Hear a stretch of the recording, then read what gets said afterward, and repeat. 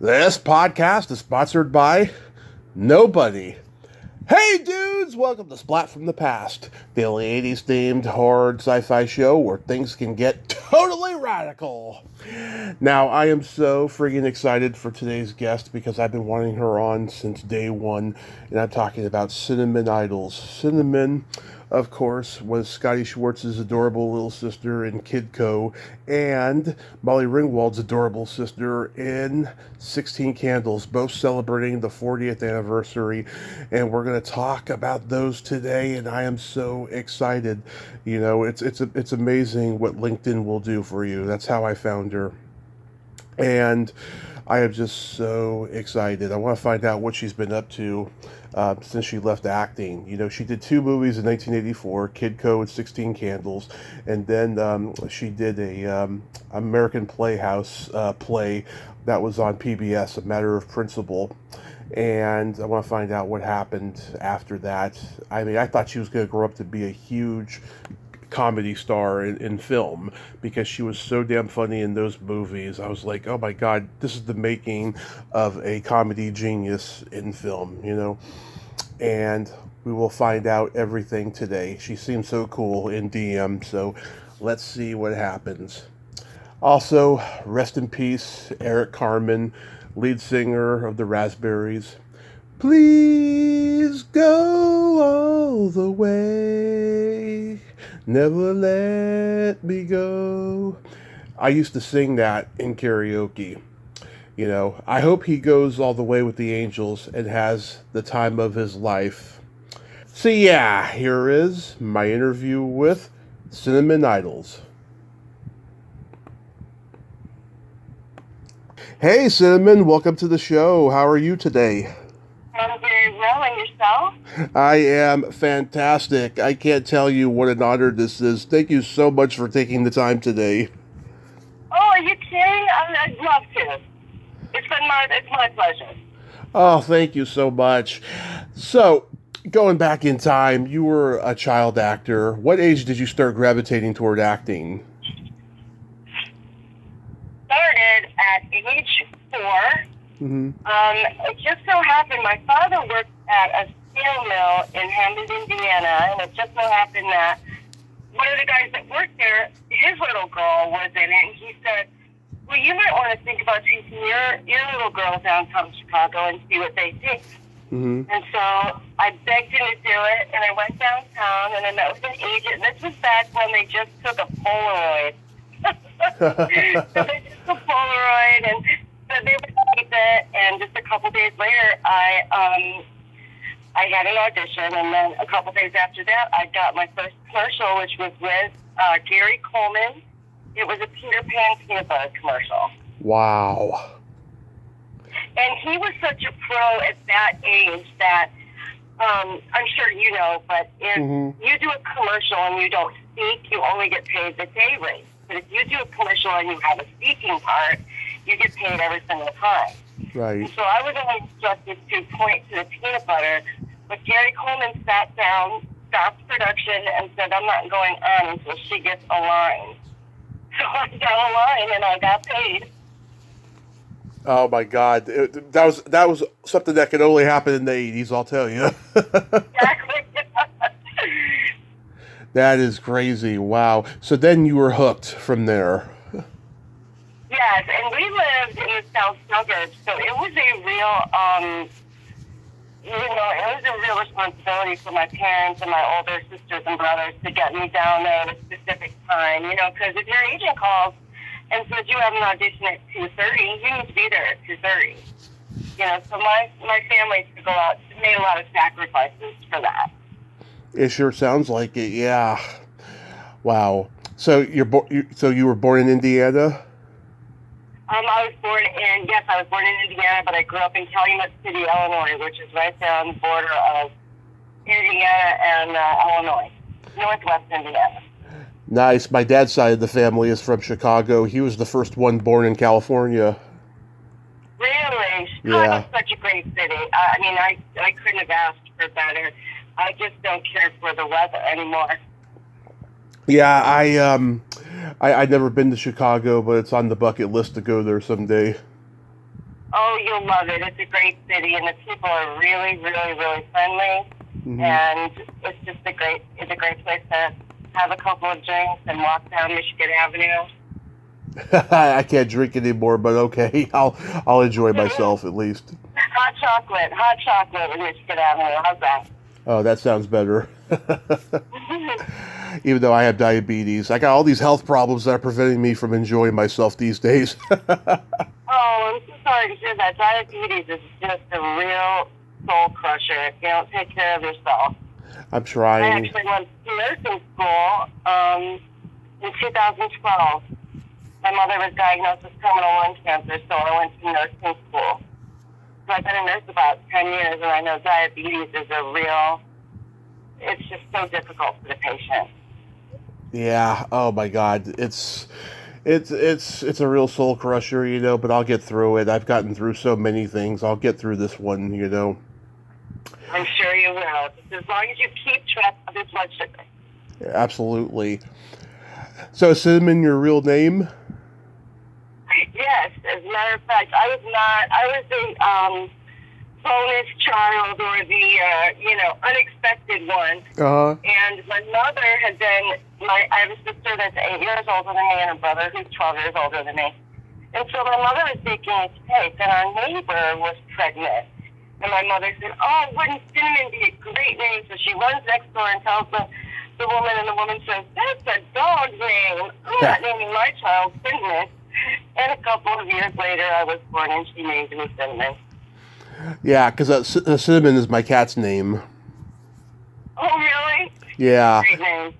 Yeah. We've had her for 5 years, and she's just the most loving cat in the world, I'll tell you. Oh, I love that for you. I have a little dog, and I think the world of him. He's like my best little buddy. Oh, love it. Yeah, animals are just so special. I love them. So, Kidco has been a huge part of my life since I was 2. My brother's 9 years older than me, and he taped it off HBO in 1985, and I can still remember the first time I saw the scene where Liz is making out with the boyfriend, and then Scotty comes in his pajamas, and she calls him a little worm. Yes, that was a great scene, and Scott is so fabulous. There's nobody better than Scott Schwartz, if you ask me. He was perfect in that role, yeah. And the movie would play before school when I was a kid for a long, long time. It's just always been a big part of my life. What was the movie a standard audition for you? Well, actually it was, but it's a little bit of a sad story. Apparently, they were... David Niven Jr. and Frankie Barnes were, they used to be co-presidents of Paramount. Well, they were flying across the country to audition, and so they stopped in Chicago after they'd already told another little girl that she had the part. Mm-hmm. They stopped in Chicago, and it was late at night. I'll never forget it. It was snowing outside. And, I didn't know who they were. And one was British and very handsome, and the other one was New York and rugged. And I was talking to them about the snow and what a pain it is. And then all of a sudden, the next morning, I got a phone call that said that I had gotten the part, and that they had told this other little girl that she didn't get it after all. So I felt for her, but I was damn excited for me. Oh my God! So Paramount was originally distributing the movie. Pardon me? So Paramount was originally distributing the movie? No, actually, well, here's the deal. They were Paramount, I think that they decided to do the film, and then Frank moved from Paramount to 20th Century Fox. Yeah. So I think maybe it had been talked about at Paramount, but it ended up ultimately at 20th Century Fox, when they were not, like they moved from Paramount, both David Niven and Frankie Vaughn. And those are some real powerhouses in the business, and I just had no idea how important they were and what a flattering experience this was to have those two men, past me. Yeah, well, it makes sense though with Paramount because Ronald F. Maxwell had just done Little Darlings for them. Right, and he also did The Night the Lights Went Out in Georgia. Yeah. He's another one that was amazing, very talented. Oh, yeah. Of course, he's done the Gettysburg movies and stuff. Yeah, Gods in General, yeah.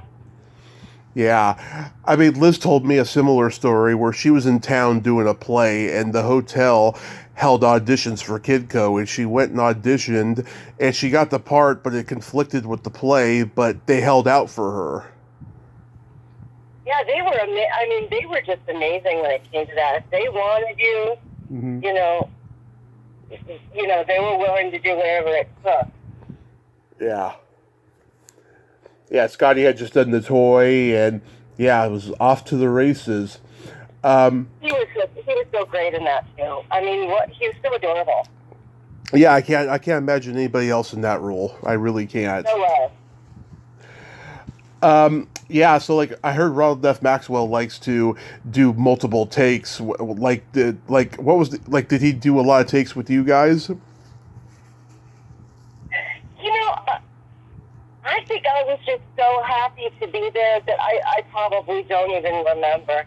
Uh-huh. He was just very generous and never got angry and that sort of thing. And, he's working with a bunch of kids.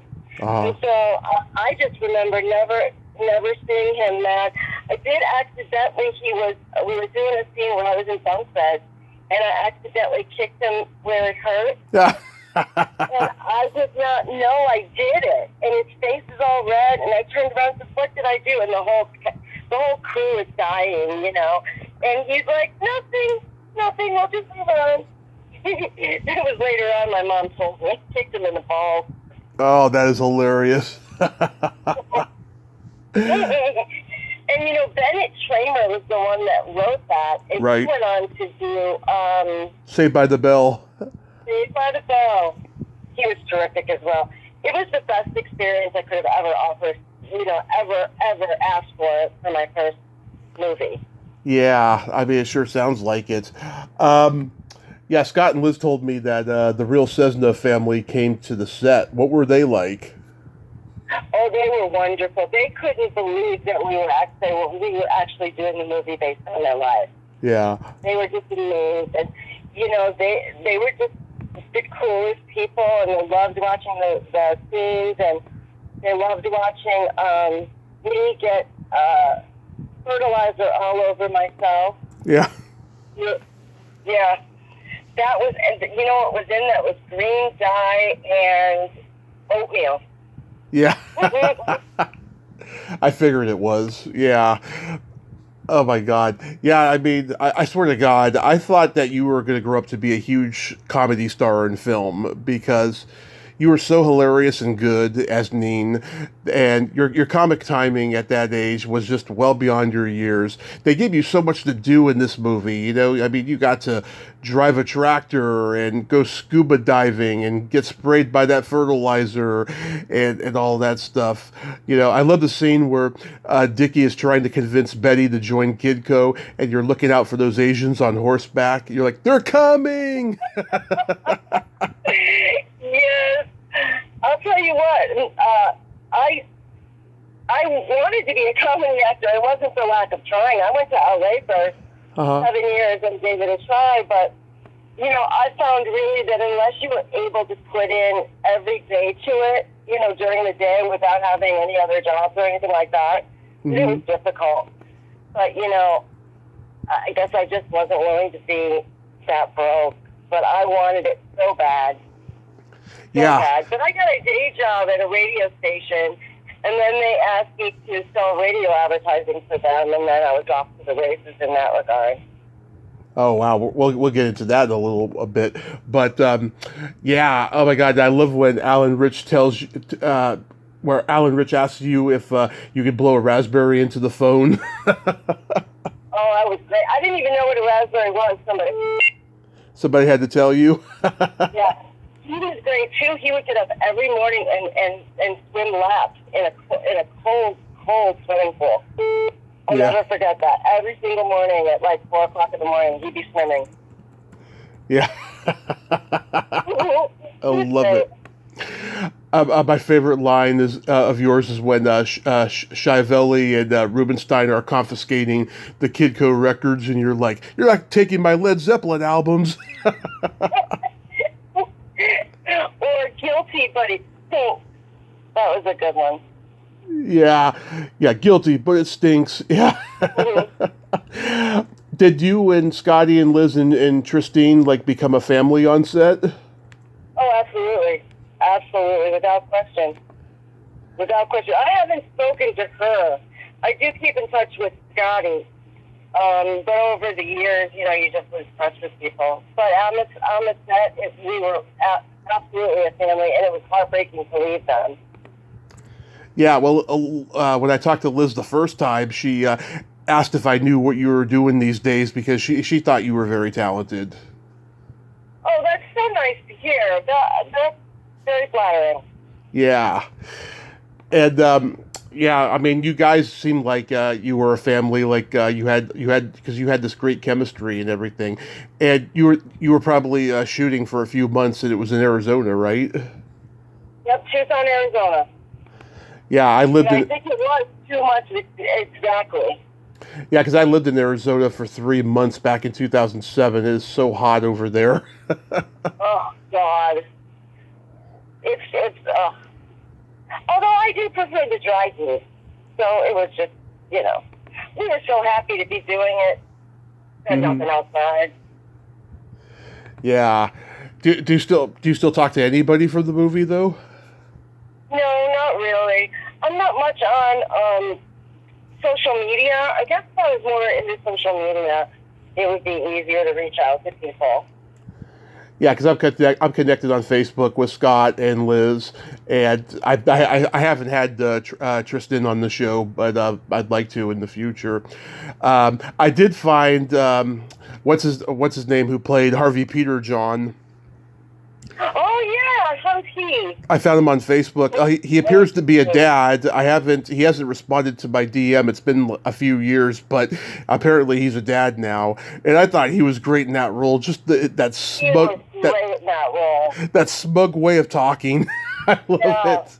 Yeah, like shady. Yeah, he was great. Yeah, he had all these great character actors in there. Clifton James was brilliant. Charles Hallahan and Maggie Bly. Both great. Both great. Yeah. Oh my God.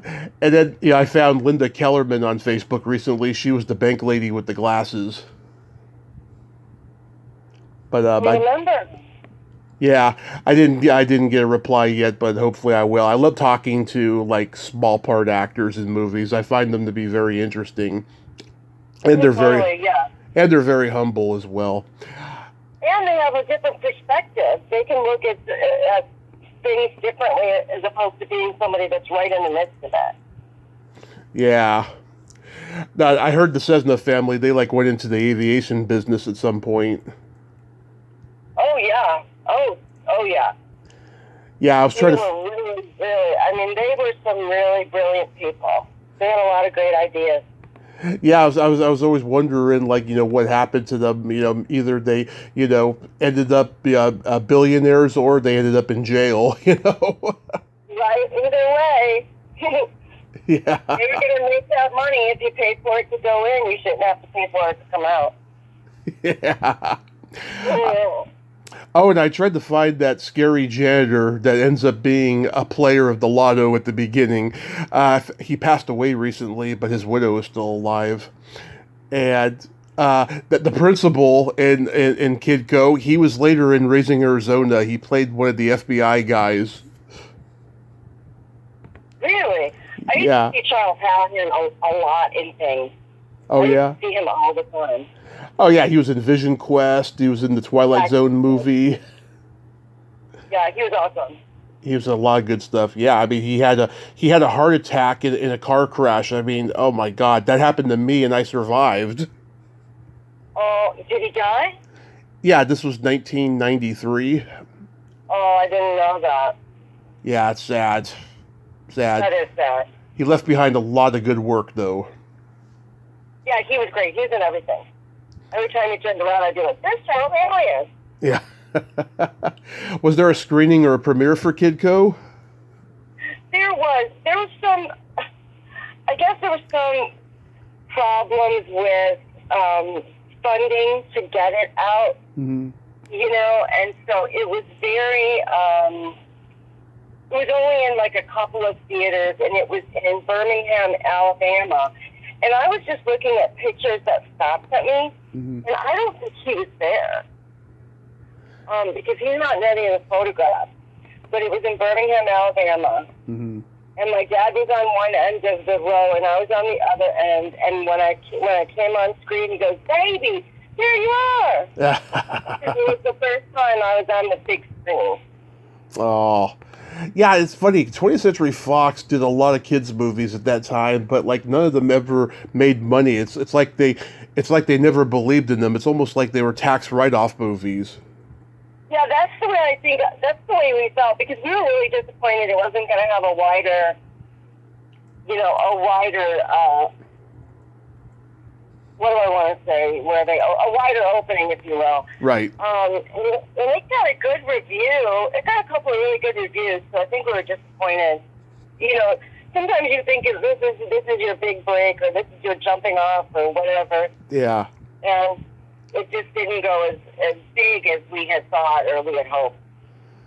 Yeah, because they did the Stone Boy, which was a Black Stallion ripoff, and that movie didn't go anywhere. It came out like at the same time as Kidco, and several others. But like, yeah, I remember when Return of the Jedi made so much money, they said, okay, let's make some teen sex comedy movies and put them out there as tax write-offs, and that came back to bite them in the ass, because the three that they made were box office hits: Bachelor Party, Revenge of the Nerds, and Give Me an F. Oh yeah, I think some of the people that worked on Kidco had worked on E.T. Uh-huh. And they laughed. They said, "Oh, we didn't think it was going to be anything at all." And then, of course, it blew up. Yeah, it's very interesting. Yeah. So how does 16 Candles come to you next?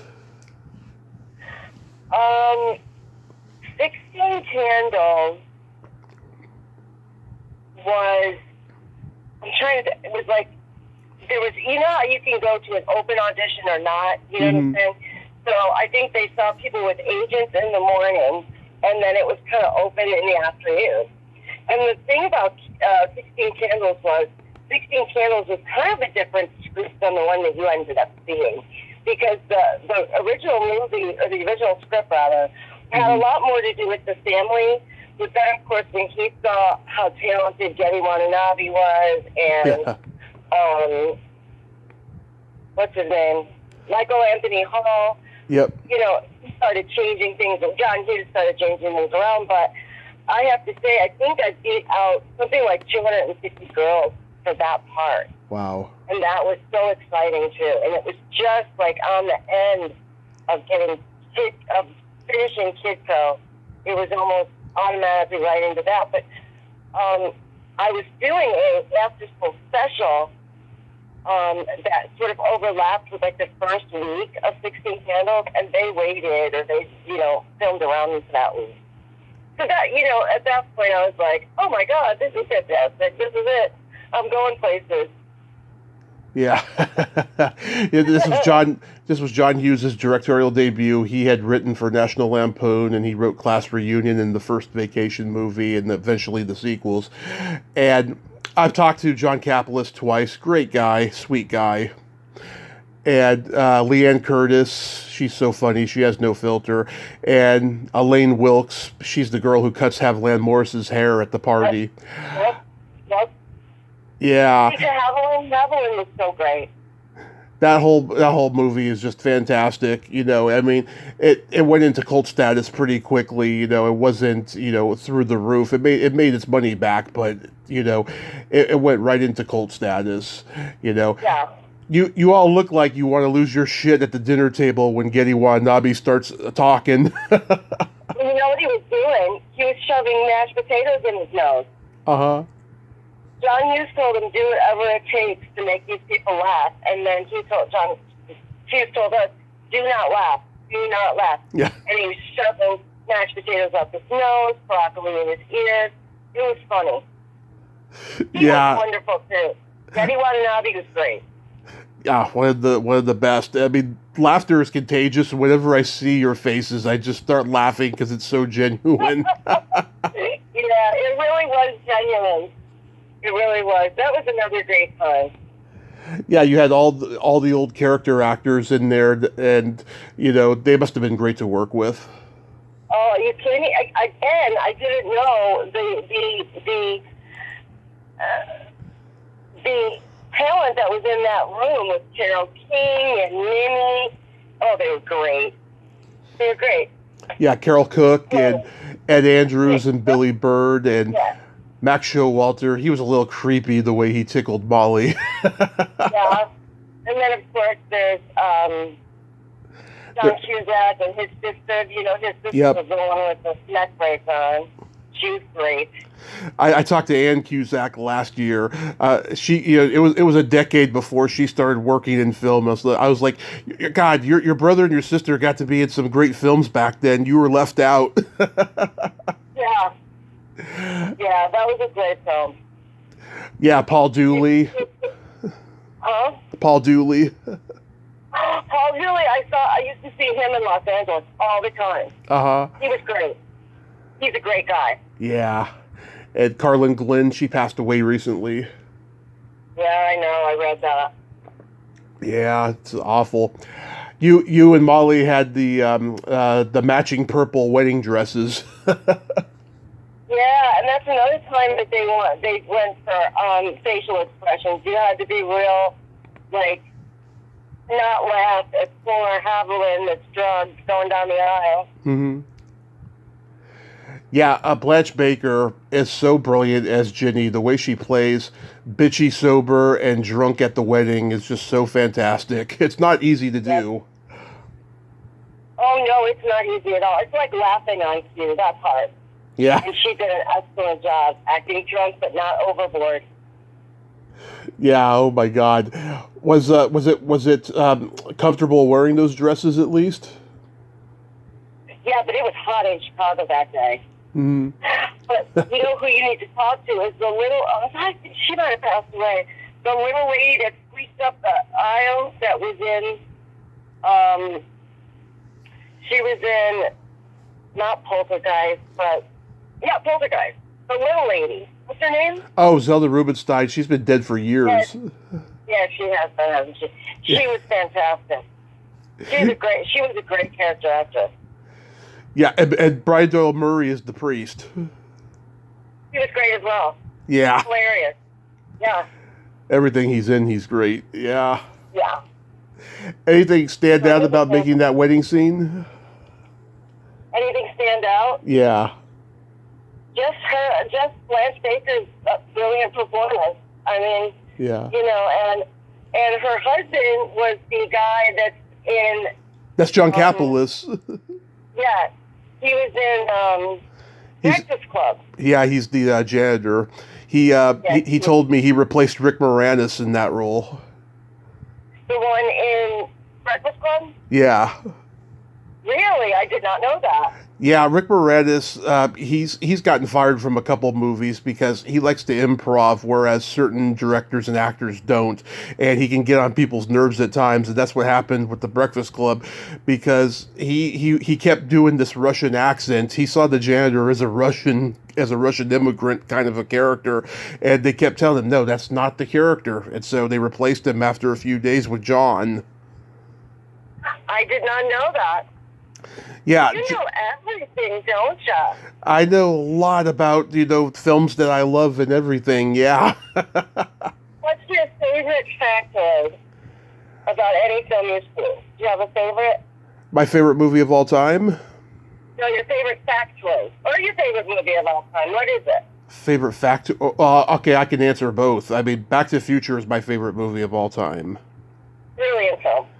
Yeah, because, just like anybody who loves it, I can relate to wanting to go back in time and seeing my parents in high school and finding out why they're so fucked up and why I'm so fucked up, And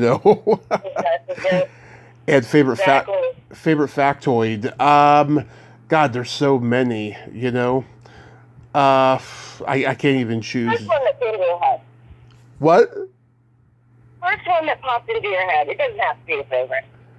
Well, I mean, for 16 Candles, I know that John Hughes was tickling Getty's feet when he was laying on the ground and that dog was nudging him. That sounds like John. Yeah. That's another one. That's another person we lost way too soon. Yeah, and you know it's funny. I think John and I talked about this. You know, when when he became huge as a writer and director. You know, the quality of his films kind of slipped a little bit. After Home Alone, he's just doing all these family comedies that were pretty much the same thing over and over again. I think he got kind of screwed up by the Hollywood system a little bit. Do you think it was the Hollywood system, or do you think it was just easier to fall back on, the kids' films, the Home Alone-ish? I think it was laziness and expectations, and I do know that there were scripts he wrote that sounded so original that never got made. Like he wanted to do a movie about people who wait in line for 24 hours waiting for concert tickets. I remember reading, and that would have been a great film. Yeah, and he wanted to do a movie where I think it was Sylvester Stallone and John Candy are feuding neighbors. I was like, that would have been a funny premise. Hilarious. Yeah, he was a genius, that guy, a real genius. Yes, he was. He really was. I kind of think Molly kind of sandbagged him when the Me Too movement came and she wrote that article about how she showed 16 Candles and all the other movies she did with him to her daughter, and she was just embarrassed by how misogynistic they were and stuff. No. Yeah. No. No. I mean, I can respect, I can respect the Me Too movement, don't get me wrong. Mm-hmm. But I think when we start going back and looking for things, yeah, that's when it's gone too far. He was always a perfect gentleman. Oh, yeah. It was just funny. Things can be, things are a joke. It's not, Right. And that's what makes them a joke, is that they go against the grain or, something. But no, I don't remember him being in any way a misogynist or. Yeah, that's what. And I don't even feel any of his movies were misogynistic. Yeah, that's what she said in the article. She said he was such a perfect gentleman, but like when she like looks back at the movies and sees the misogyny and the racism, she's like, it makes me think, was he really all of that, when he wasn't working or anything like that, And I was just like, what is she doing, sandbagging him because he cut her off after, she decided not to do any further movies with him, Yeah, and that was a real shame because he made her a star. Yeah. And I'm not taking anything away from her talent. I'm not, but his casting put her in a position to work for the rest of her life if she wanted to. Mm-hmm. And I'm always leery of people that don't give credit where credit is due. Not anything against her, but he did a lot for her. And, Exactly. they got kind of a falling out, but I don't think anyone actually knows what it was about. Yeah, it's... But I remember the rumor mill was that just they fell out, and that was the end of that.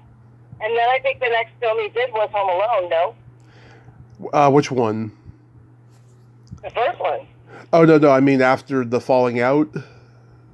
Yeah, what was the first movie he made after their falling out? Well, let's see. Okay, he did Pretty in Pink with her, and that was the last one. So then he did Ferris Bueller's Day Off. Oh, yeah. I was surprised that he didn't cast her as the sister in that. That touched me. Oh, she would have been great as the sister in that. Yeah. Yeah, Jennifer Grey was amazing, but I was really shocked when I guess they had that falling out then right prior to him doing Ferris Bueller's Day Off, which is a great film too. Absolutely. All those early ones are great. Did you get along with Justin Henry? Justin Henry was wonderful, but Justin Henry didn't really want to be an actor. Yeah. He wanted to be a baseball player. Yeah. And for the Tigers, if I remember correctly, And I kind of felt like maybe he just, he wanted to be a kid, and I wanted to be a star, but he wanted to be a kid. So he might have already, had the star experience, or whatever you want to call it, from when he did Kramer versus Kramer, because he was just adorable in Kramer versus Kramer, and then he took a lot of time off, and then he came back to do 16 Candles. And I think the movie was better for it, but I don't think he really wanted to be there. And you know who else didn't really want to be there? Who? Michael Schofield. He wanted to be a cowboy. Oh, okay. He wanted to have a ranch, and I think he has a ranch in Minnesota or something now. Do you know what I'm talking about, Jake? No, nobody that I know knows where he is. I read an article, it couldn't be 4 or 5 years ago, that he's some kind of, he owns a farm somewhere, and he just really prefers the, simple life like that. And that all the attention was not something that he enjoyed. Yeah. I mean, I thought he was great in Vision Quest, playing Matthew Modine's punk rock best friend, He did this horrible movie, had a great cast. It's one of those notorious horrible movies. It's called Let's Get Harry, with him and Robert Duvall, Gary Busey, Mark Harmon, Tom Wilson, who played Biff in Back to the Future, and Glenn Fry, all in the same movie. They're on a mission. They're on a mission to rescue Mark Harmon. That sounds awesome. Yeah, Michael Schoffeling's in it. I think that was his last movie or close to it. Yeah, but it's unfortunate. But Justin Henry, yeah. I mean, he had just done Kramer versus Kramer with Dustin Hoffman. And right after this, he did this very underrated adventure thriller with Richard Harris called Martin's Day, which I love. It's such a sweet little film. Martin's Day, I'll have to check it out. Yeah, and what's funny, just like Gary Coleman, Justin Henry never aged, no matter how old he got. Yeah, because he was still super cute. Yeah, Martin's Day was made in 1985, and he looks just like he did in Kramer versus Kramer, which was 6 years earlier. Yeah, he was adorable. I've gone to see Night Ranger twice, and both times when they do Rumors in the Air, everyone gets up, starts dancing, and they're like, 16 candles, baby. Really? Yeah. So funny. When my husband and I went to get our birth certificate, our marriage license, it was my birthday or something, and she goes, "You say it's your birthday." So, no. And she goes, "Have you guys ever seen that film?" My husband just looked at me like, "Can I tell her?" I'm like, "No, don't tell her." Yeah. It was funny. Hughes loved his Beatles, I'll tell you. Yeah, he did. Yes, he did. Remember the twist and shout sequence in Ferris Bueller's Day Off? Yes, I do. Oh, yes, absolutely. He did some great stuff. I mean, Matthew Broderick was so great in that. Hughes changed the 80s teen comedy lexicon just like George Lucas did with sci-fi. Yes, he did. He had that much of a influence on that. And I really don't think that his influence has ever waned. I mean, I think most people would say that he was one of the best, writer-directors of, our time. He sure was. How do you get to do American Playhouse, A Matter of Principle? Oh, gosh, that was great. That was one of those auditions where you go in and say there's 30 of you in the room. Mm-hmm. They call you in there, you do your little part, whatever. And then they come out, and they'll come out about every 15 minutes, and they'll point to people and say, stay, go. Mm-hmm. So we stayed, and it was a long audition. It was probably from maybe 2 o'clock in the afternoon. I don't think we got out of there till about 11. And what they did was they just chipped away at everyone's role until they had who they wanted, and then they called us all in there and said we got the part. Yeah. And again, I didn't know how much talent I was, my father, I couldn't believe who they cast me as the daughter of. I mean, this amazing actor. So that was very exciting. Yeah, I talked to Danny Corkill last year. Did you really? He was so cute. Yeah, He was great. he's got kids I now. love him so. He does? Oh, good for him. Yeah, Great. yeah, he's very nice. But you guys got to work with Alan Arkin and Virginia Madsen. Yep, Virginia Madsen. And you know what I remember about Virginia Madsen? She never ate French fries. Huh. And she was like 16 or 17. She wasn't very old. And she was like, I'll never eat any French fries. And I said, why? She said, they give you pimples. And that was, I remember her just being just great. And beautiful. Oh, gorgeous. Just gorgeous, yeah. But Alan Arkin was the best. I fell on a dolly and hurt my back. And Alan Arkin went to the emergency room with me in the ambulance. Uh-huh. He was very paternal, and his wife played his wife as well, and she was just, he was already a very respected actor. Oh yeah. And it was just a joy to work with them, and his son was also in the movie. It was a real family affair, and I think it was really something that he wanted to do, and he was very proud of it. Yeah, and also too, Gary Cole was in it. Yes, Gary Cole was great.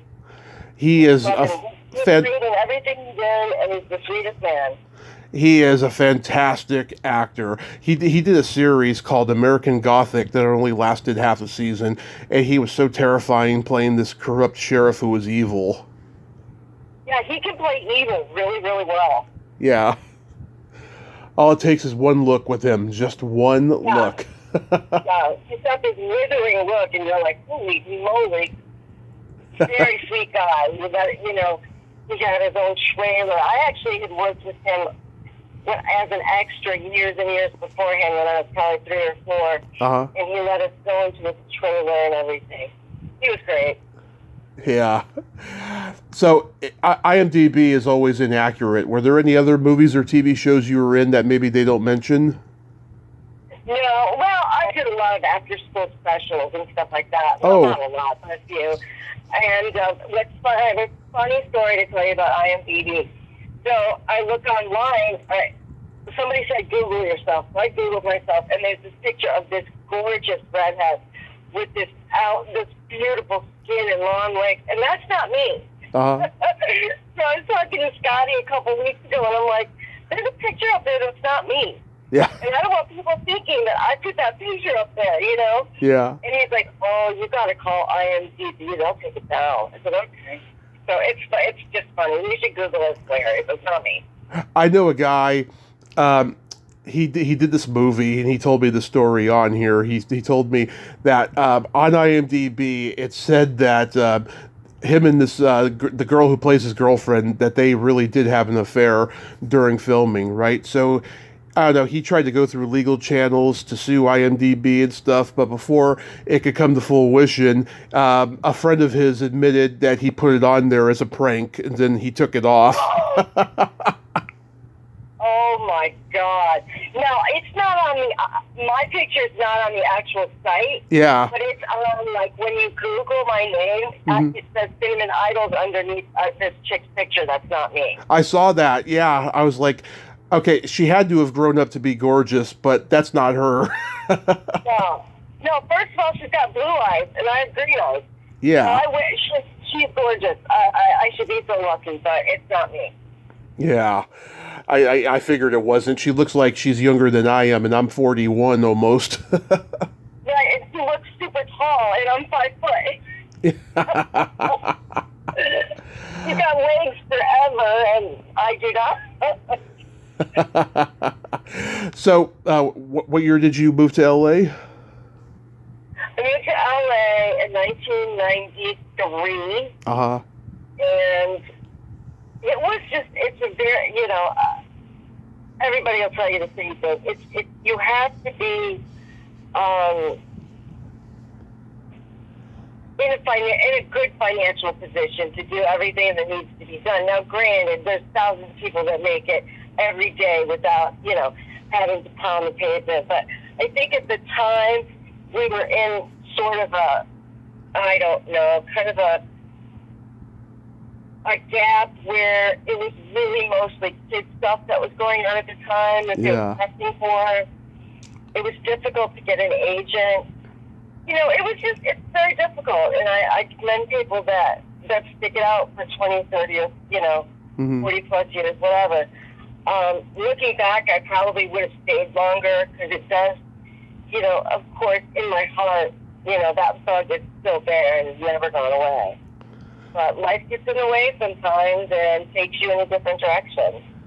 Absolutely. So you went on the radio, you said. No, not on the radio. I worked for radio advertising, so I was the one that called on the businesses, went to the businesses and talked to them about advertising on the radio.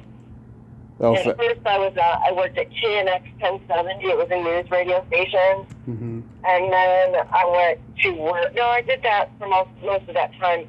I was also doing promotions for the Aero 98, like the classic rock station. It was a good time. It was a good time in LA. Yeah, I mean, that was like the last good era of it, I wanted to move to LA for most of my life, and I almost did 5 years ago, and then something awful happened. And, given what's happened now, post-COVID and everything, I'm actually glad I'm not over there, even though I love visiting, I'll tell you.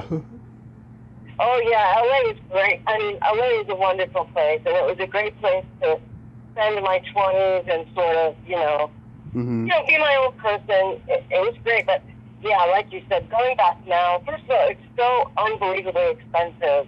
Mm-hmm. And if I want to go, I just drive a couple of hours and I'm there. Of course. Yeah. So before you went into nursing, what did you end up doing? I was doing radio advertising in Nashville, Tennessee. Okay, so then you went from LA to Nashville to do the radio advertising. Yeah. Nice. Yeah. Nice. It was on WSIX, which was their big country music radio station. Nice. Did you fun. like it over there in Nashville? Again, I think it was a better time than now, because now my friend says the traffic is just terrible, and a lot of people that did a mass exodus to places like Nashville and Las Vegas after COVID. Mm-hmm. So Nashville's a different place now, but at the time I was there from 2000 to 2007. I had a good time there as well. Nice. Yeah. Oh my God. So, as a nurse, do you ever get recognized? No, well, let me think. I don't tell people. Yeah. I just don't. It's uncomfortable. Like, how do you transition into, guess what? I was in a movie. But it seemed like always somebody that knew somebody that worked with me. So it generally got out among the nurses. Yeah. And they would think that was, very cool. I had one person once in Nashville. I was out to eat, and the person I was with was listening to a conversation in the next booth. And he said, "They know you from Kidco Cinnamon." I said, "What?" And of course, she comes over and she says, "Were you Mimi Cessna?"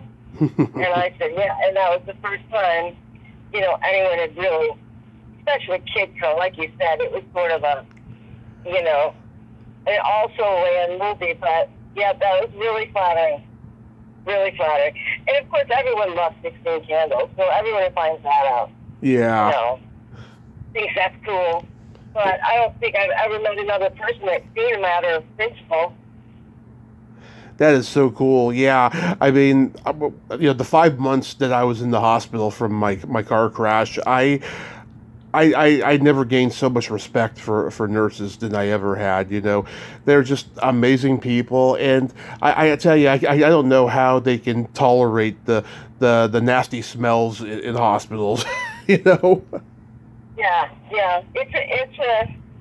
I read an article recently that said the most trusted profession in the country was nurses, and I thought that was a nice testament to what we do. It is a hard job, and I think that mostly it is underpaid. But you have to have a servant's heart in order to do that. You have to really love taking care of people. Yeah. I think, in order to be a good nurse. You can't just be there for the paycheck because, there's so much more involved, and so many wonderful things that you have an opportunity to do and help people. Yeah, I remember my mom said to me, she's like, after you recover, you should go to nursing school. And I'm like, but Mom, I don't like people. You like people, stop. In small doses, yes. Well, with nursing, you only have, you generally have 6 patients, so, you don't have to spend too much time with one. Yeah. Yeah, it was a long, hard 5 months, but I got through it. Well, It so was, sorry to hear that. yeah, I mean, it was 9 years ago. It feels like it was yesterday. Oh, I'll bet. Yeah. I, That sounds terrible. I'm so sorry. I woke up from my coma on my mom's birthday, and I got out of the hospital the day before my birthday. Wow. Yeah. So your mother was so terrified. She was. She was. I seriously think it contributed to her present health and everything because, she was, 60, 61 when it happened. I think if she had been younger, she probably would have been able to deal with it better. But, I think that she really thought that it was done for me, but she also knew how strong I am and that I was going to make it. Nice. Well, you're her baby. She's, no matter what age she was, she would have been terrified. Of course. But I just mean health-wise. You must be strong to have gone through all that. I'm proud of you for that. It's difficult. Thank you. Especially 5 months in the hospital. Oh. Yeah, well, they were trying to, from the moment I woke up, they were trying to get me to walk after my surgery on my leg and everything else. And it's just like, it's not possible, They are so terrified of, something going wrong, that, they want to get rid of you right away so they don't become liable for anything, i.e., getting hurt again or whatever, and it's just like, I gave them hell for a while, and then finally we came to an agreement. I was like, okay, I've had enough recovery time. Now, if we can get me walking and stuff, I'd like to get out of here by my birthday, or at least the day before. And they said, okay, and I did it. Yeah, I think mostly that they want you to get up right away so that you don't settle in. They don't care if you're there. Mm-hmm. That's not the reason. They just see better outcomes if you get up right away. Uh-huh. And I know that can be really hard. Yeah. Because at first, you've been in bed for so long and it hurts to get up and all that, but, that probably saved you from more, bad outcomes. Yeah, laying there would have done. Right. Well, I was so weak that, I woke up, I had the accident at like almost 300 pounds, and then I woke up at 195, which was the lightest I'd ever been in my life. And I just was shocked when I saw myself in the mirror, I'll tell you. I'll bet you were. Yeah. I can't even imagine. What was that? I can't even imagine. I'll bet you were just so shocked. I was. You've been so long, and you poor baby. I'm so sorry.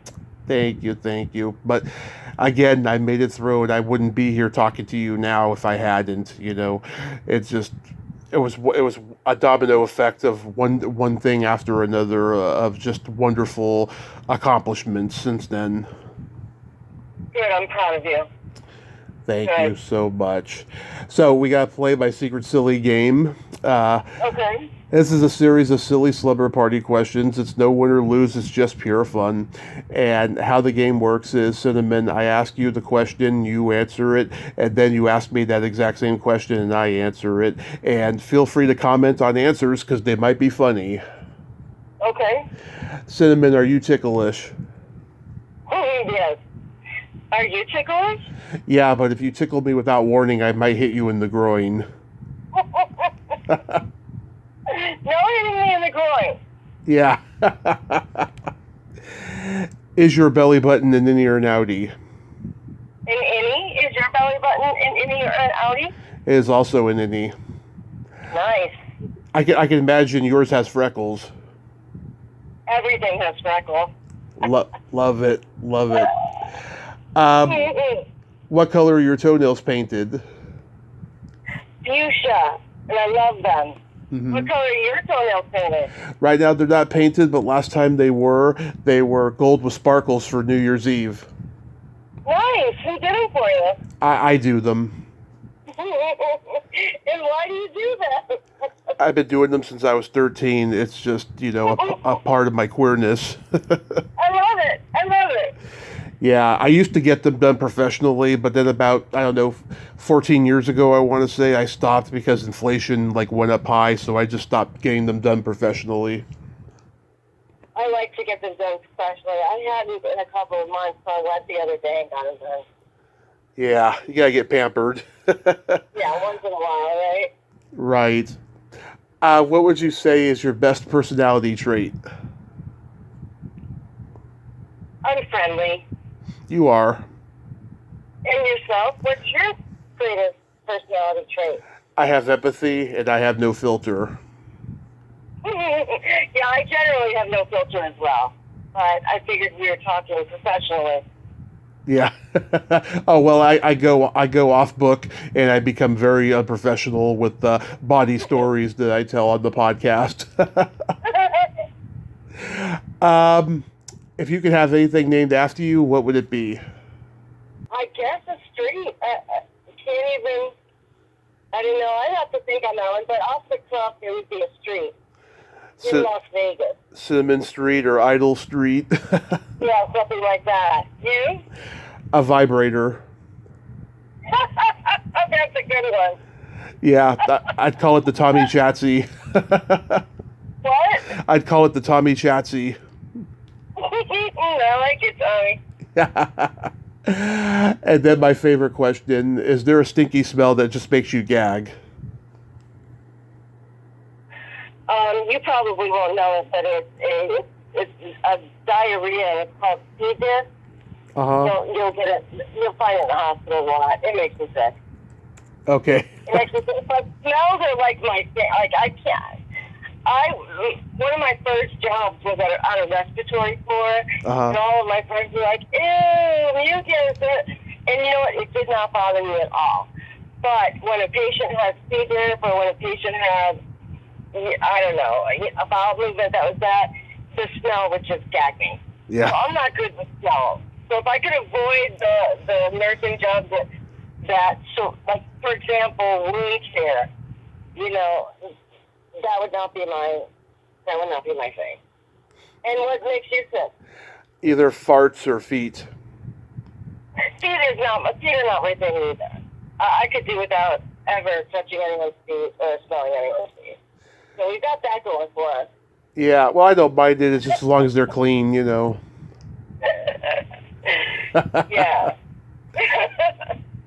Could you blow a raspberry for me? Love it. Cinnamon, once again, this has been a tremendous honor, and I'm going to go cry because dreams really do come true. Thank you so much. God, it was an honor for me. Yeah. I don't get an opportunity to talk to somebody that's as passionate about things as I am. So this has been a real joy. Thank you. Absolutely. And you have yourself a great rest of your day, and be safe, and keep, contributing to people's lives in the medical field. Thank you, sweetheart. You take care of yourself. You too. Bye. Bye-bye. Well, there you have it. Cinnamon Idols. Ain't she a sweetheart? Oh my God, once again, she is just so friggin' amazing, and I'm so glad we had this talk today. She told me yesterday that she wasn't interesting. I think she's very interesting, and, I'm sure she thinks I'm interesting because she said I sounded interesting when I sent her my bio, so she was a fabulous guest today. Thank you so much, Cinnamon, and thank you so much, God and my lucky stars, for having her on today. I'm just so grateful and so friggin' lucky. Well, until next time, this is Tommy Throwback Kovac saying there's no shame in living in the past because the present sucks. Later, dudes.